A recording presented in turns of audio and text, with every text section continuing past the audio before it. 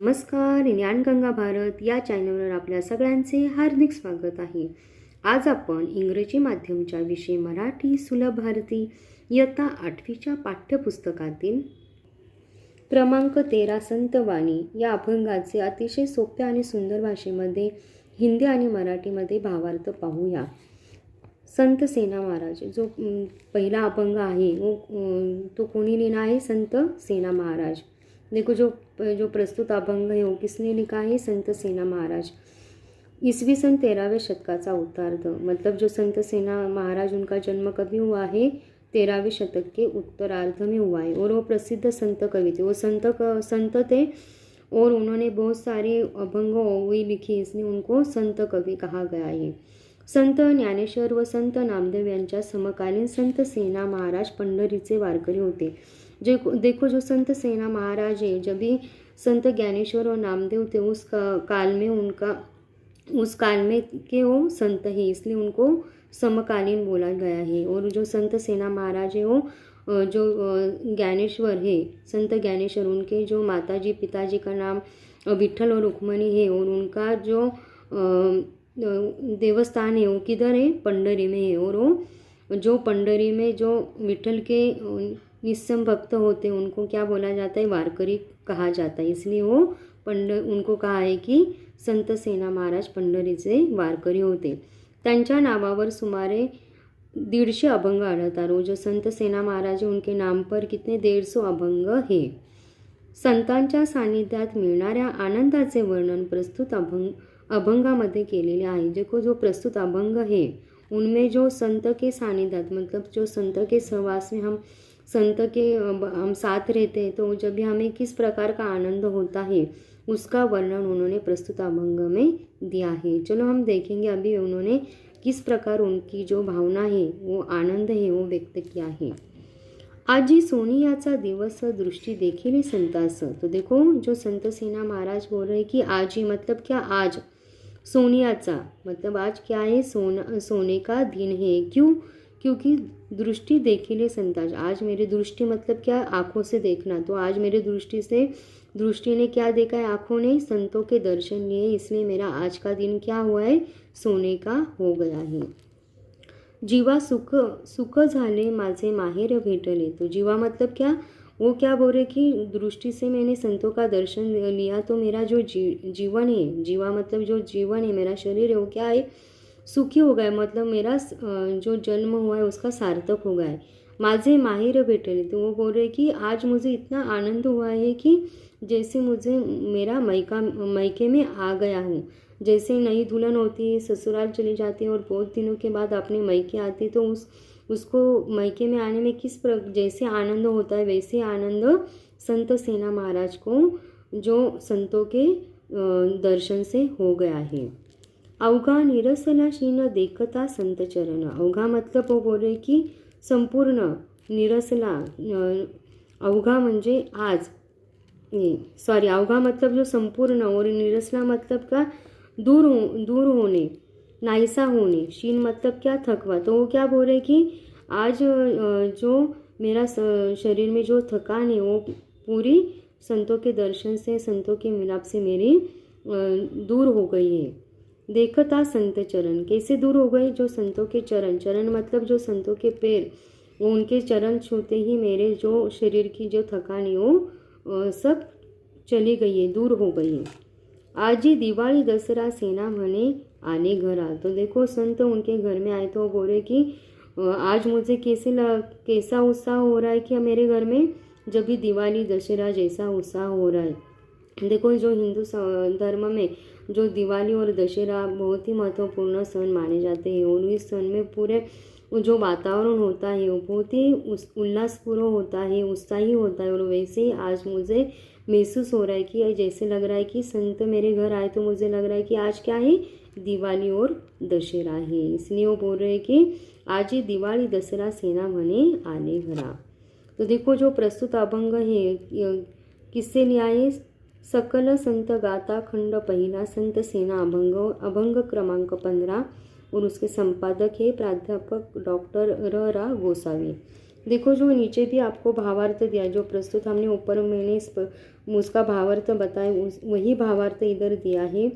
संत सेना महाराज संत भेटीने झालेल्या आनंदाचे वर्णन करताना म्हणतात, संतांच्या दर्शनाने आजचा दिवस सोन्याचा झाला असून ज्याप्रमाणे सासरी गेलेल्या मुलीला माहेरी आल्याने आनंद होतो, तसा आनंद त्यांना झाला है। देखो हमने ऊपर ही देखा है कि वो उनको संत के मिलाप से उनको जो आनंद का वर्णन करते हुए बोल रहे कि आज का दिन सोने का हो गया। और जैसे जो ससुराल से जब मैके में जो दुल्हन आती है, तो लड़की आती है, तो उसको किस प्रकार का आनंद होता है, उसी प्रकार का आनंद मुझे आज संतों के मिलाप से हुआ है। या आनंदाचे वर्णन करताना पुढे ते म्हणतात, और फिर आगे क्या बोले, संत चरण दृष्टीला पडल्याने माझा सगळा शीन नाहीसा झाला असून घरी दिवाळी दसरा या सणासारखा उत्साह ओसंडून वाहू लागला है। और वो बोले कि जो संतों के चरण, पाँव देख के, उनके पैर देख के मेरे आँखों से देखा तो मेरा जो शरीर में जो थकान है वो पूरी दूर हो गई है। और वो मेरे और मेरे घर पे कैसे लग रहा है, जैसे दिवाली और दशहरे के त्यौहार जैसा उत्साह का वातावरण हो गया है। देखो शब्दार्थ, आजी मतलब आज, देखिले पाहिले, अवघा संपूर्ण, शीन थकवा, नीरसने दूर होणे, नाहीसे होणे। देखो पहले भाग में हमने पहले अभंग में जो संतों के मिलाप से जो आनंद होता है उसका वर्णन देखा है। तो अभी दूसरे अभंग में हम देखेंगे संत जो अभंग है, प्रस्तुत अभंग, वो किसने लिखा है, संत चोखा मेळा उन्होंने लिखा है। वो भी प्रसिद्ध संत कवि है। संत चोखा मेळा यांचा जन्मशतक उपलब्ध नहीं। देखो जो संत चोखा मेळा है, उनका जो जब भी जन्म हुआ है वो उनको मतलब उस जमाने में कुछ लिखे नहीं रखा, इसलिए उपलब्ध नहीं है, इसलिए या उन्होंने राइट डाउन नहीं किया है। संत चोखा मेळा यांच्या अभंगातून भक्तांच्या हृदयातील कारुण्य जैसे प्रकट होते। देखो जो संत चोखा मेळा है, उनके जो प्रस्तुत अभंग है, उन्होंने क्या लिखा है, उनके अभंग से जो भक्त होते हैं उनके जो हृदय से जो करुण उनका जो उनकी भावना है वो प्रकट की है। और तशी सामाजिक विषमतेच्या उपेक्षेची खंतही व्यक्त होताना दिसते। और जो प्रस्तुत उन्होंने जो भी अभंग लिखे, उन्होंने उसमें जो सामाजिक विषमता, मतलब उस काल में जैसे ऊंच नीच जाति भेद ज़्यादा होती, तो उसकी जो कमी थी वो उनको अच्छा नहीं लगता था, वो भी उन्होंने क्या किया, उनको अभंग में व्यक्त की है। भागवत धर्माचे सार त्यांच्या व्यक्तित्वात, त्यांच्या कृती उक्तीत अनुभवायला मिळते। और भागवत धर्म है, जो भगवान का धर्म है भागवत धर्म, उनके जो व्यक्तित्व में और उनके लिखान में और उनकी कृति में उनको अनुभव मतलब हमें अनुभवायला मिळते। संतांच्या सहवासात राहून मिळणाऱ्या आनंदाचे वर्णन प्रस्तुत अभंगात केले आहे। और जो प्रस्तुत अभंग है उसमें भी क्या दिया है कि जो संत के हम साथ रहते हैं, सहवास मतलब साथ रहते हैं, जब हमें किस प्रकार का आनंद होता है, वही आनंद उन्होंने संत चोखा मेळा इन्होंने प्रस्तुत अभंग में देने का प्रयास किया है। चंदनाच्या संगे बोरिया बाभळी, हेकड़ी टाकड़ी चंदनाची। देखो जो चंदन होता है वो बहुत ही सुवासिक होता है, सुगंधित होते। और जो चंदन के साथ जो भी चीज़ें होती है और जो भी वातावरण होता है वो कैसे हो जाता है, सुगंधित हो जाता है। वो तो बोल रहे कि चंदन तो ये सुगंधित है, फिर भी उसके साथ जो बोरी मतलब जो बेर है, बाबड़ी मतलब जो बबूल का पेड़ कैसे होता है, जो कांटे का होता है, जो जुड़ पे झाड़ जो पौधे हैं वो भी क्या हो गई है, सुगंधित हो गई है। हेकड़ी टाकड़ी, हेकड़ी मतलब क्या, जो वाकड़ी टेढ़ी मेढ़ी, टाकड़ी मतलब जो छोटा पौधा होता है, जो उसको टाकड़ी बोला है। और वो सभी क्या हो गए, चंदन के साथ रहने से सुगंधित हो गए। संतांची या संगे अभाविक जन, तयाच्या दर्शने तेची होती। तो देखो वो बोले कि संतांच्या संगे मतलब संत के संग हम रहते हैं, तो उनके सहवास से जो लोग होते हैं, जन मतलब जो लोग होते हैं, वो क्या हो जाते हैं, बहुत ही वो भाग्यशाली बन जाते हैं। तयाच्या दर्शनाने तेची होती। और जो जिनको संतों के दर्शन नहीं होते वो भाविक, मतलब वो भाविक नहीं होते, वो अभागे होते हैं। और जो संतों के संग आ जाते तो वो क्या हो जाते हैं, भाग्यवान हो जाते हैं। उनका जो जन्म होता है वो सार्थक हो जाता है। चोका म्हणे ऐसा परामर्थ साधावा, नाही तरी भार व्हावा खरा ऐसा। तो चोखा संत चोखा मेरा क्या बोल रहे हैं कि हमें संतों के साथ रहने से हमारा जो जीवन है वो क्या हो जाता है, सार्थक हो जाता है।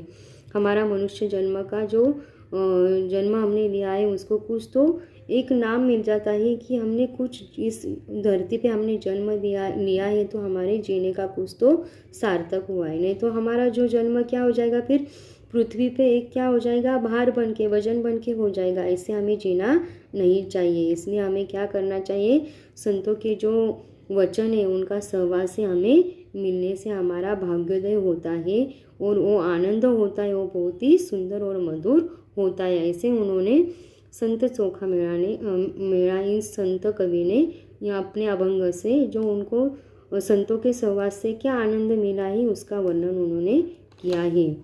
देखो ये भी अभंग कहाँ से लिया है, सकल संत गाथा खंड पहिला संत चोखा मेरा अभंग, अभंग क्रमांक 67, संपादक प्राध्यापक डॉक्टर रा गोसावी। देखो इधर भी भावार्थ आपको, जैसे मैंने आपको भावार्थ बताया, यही भावार्थ इधर ही लिखा है। संत चोखा मेळा म्हणतात। देखो संत चोखा मेळा क्या बोलते हैं, ज्याप्रमाणे चंदनाच्या सहवासात बोरी, बाभळी, अन्य झाडे व झुडपे आली तरीही चंदनाप्रमाणे सुगंधित होतात, त्याचप्रमाणे संतांच्या सहवासातही आलेले सर्वजन भाविक बनतात। तो देखो बोल रहे कि जिस प्रकार चंदन ही सुगंधित होते हैं, सुवासिक होते हैं, और उसके सहवास में उसके साथ जो भी चीज़ें होती हैं वो भी क्या हो जाती है, सुगंधित होती है, सुवासिक हो जाती है। उसी प्रकार जब भी हम संत के साथ हो जाएंगे, जो भी लोग आ जाते हैं वो भी क्या हो जाते हैं, भाविक बन जाते हैं, मतलब वो भी संत हो जाते हैं। मनुष्य जन्माला येऊन परामर्थ साधावा, नहीं तर आपले जीवन भूमिला भारभूत होते। वो बोल रहे कि हमारा जो हमने मनुष्य जन्म लिया है, संतों के मिलाप से हमारा जीवन कैसे होना चाहिए, सार्थक होना चाहिए। नहीं तो हमारा जीवन क्या हो जाएगा, धरती पर वजने, मतलब भार नहीं ठहरना चाहिए। ऐसे उन्होंने प्रस्तुत अभंग में बताने का प्रयास किया है। शब्दार्थ संज्ञे मतलब सोबत, दर्शने दर्शनाने, हेकळी मतलब वाकडी, टाकळी म्हणजे लहान झुडूप, अभाविक म्हणजे भाविक नसलेले। अशा प्रकारे आपण अभंगाचा भावार्थ बघितला। तर पेज नंबर 49 मध्ये जे आपल्याला दिलेले आहे बघा, सर्कल दिलेला आहे, पहिले आपण वाचून घेऊया। खालील आकृतीत नाम, सर्वनाम, विशेषण व क्रियापद यांची उदाहरणे दिलेली आहेत।